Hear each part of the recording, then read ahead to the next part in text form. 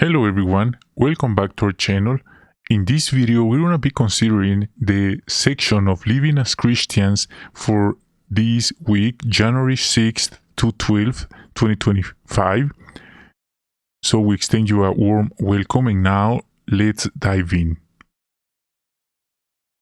So the assignment number 7, part number 7, entitled Parents, are you using this powerful teaching tool? This is a discussion.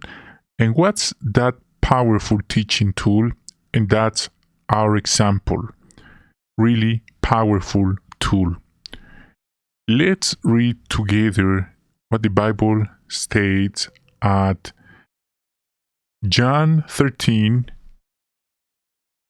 verses 13 to 15. It reads, "You address me as teacher and Lord, and you are correct, for I'm such. Therefore, if I, the Lord and teacher, wash your feet, you also should wash the feet of one another. For I set the pattern for you that just as I did to you, you should also do." So why do you think Jesus' method of teaching by example was effective? And that's a remarkable example we find out. He was not the typical leader who says to others, do this or that. Jesus is rather the leader who says, let's do this together. Let's work together. Let's learn together. So that's really impressive, and we admire his example. And his example motivated his disciples. And that's the pattern, that's the method. And it's very important and interesting how we can apply or imitate his method in many areas of our life. For example, family life. So this discussion includes a video, and after seeing that video, we have some questions to respond. And the first one reads, what important lessons did brother and sister Garcia teach their daughters? And thinking about 1 Corinthians 3:10, they were considering this verse, and it's about a good basis.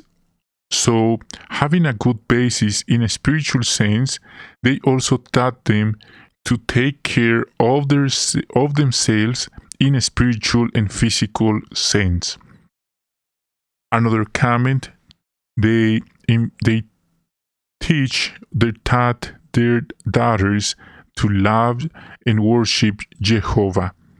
They lead a simple life, a simple style of life. They didn't need many things to be happy, and their daughters learned that from them, from their example.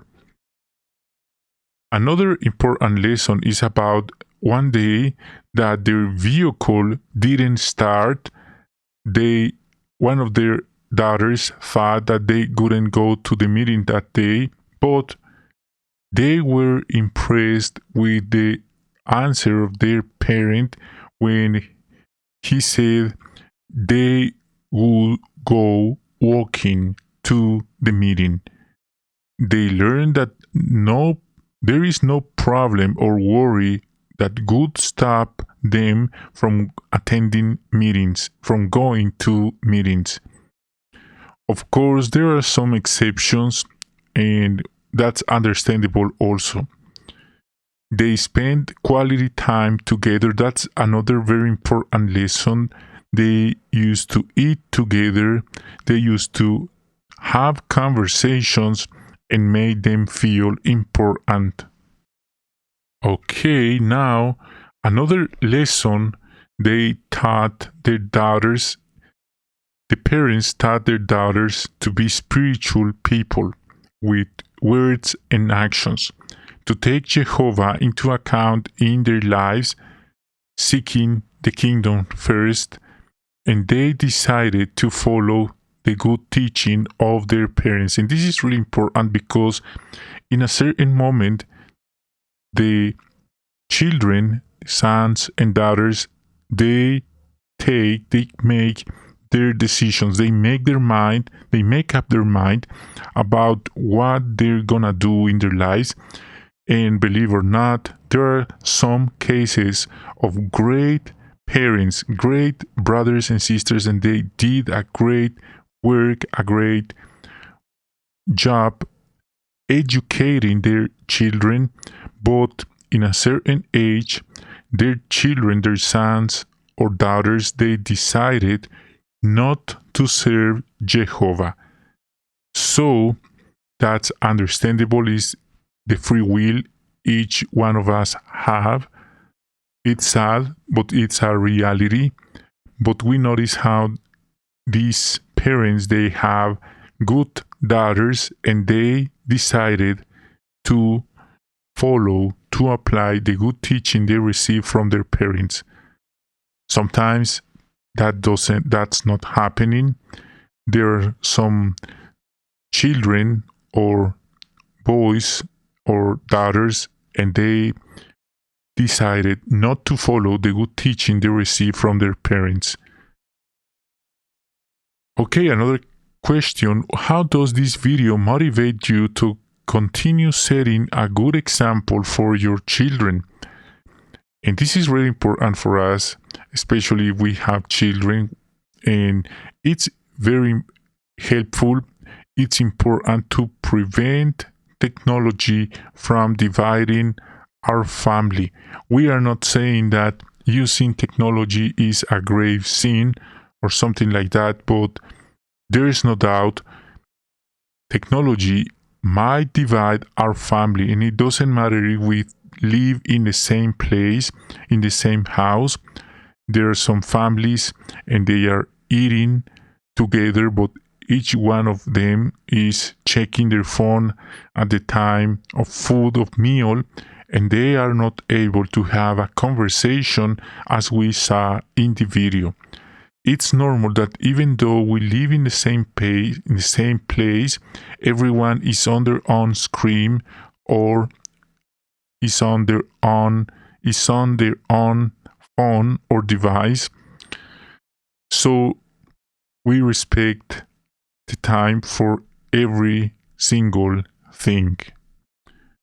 And another comment is good to talk at meals, not to argue, not to offend someone, but have a pleasant conversation, as we've seen in this video, to avoid screens, avoiding using the phone or electronic device during the meal, and instead of that, talking about how their day is going, what was said at the meetings, etc. These are the best conversations with our family. And it's good to be realistic and talk about what children will do with their lives, what spiritual goals they have, and help them achieve them. It's good to be aware that they won't always be little babies. When they reach a certain age, they'll feel attraction and doubts about the opposite sex, and that's normal attraction. It's very common, it's understandable. It's good that we help them to resolve their doubts and give them some wise advice. Okay, friends, that's a wrap for this video, for this consideration. Thanks for joining us. We hope you have a wonderful day. Be safe and hope to see you in our next video.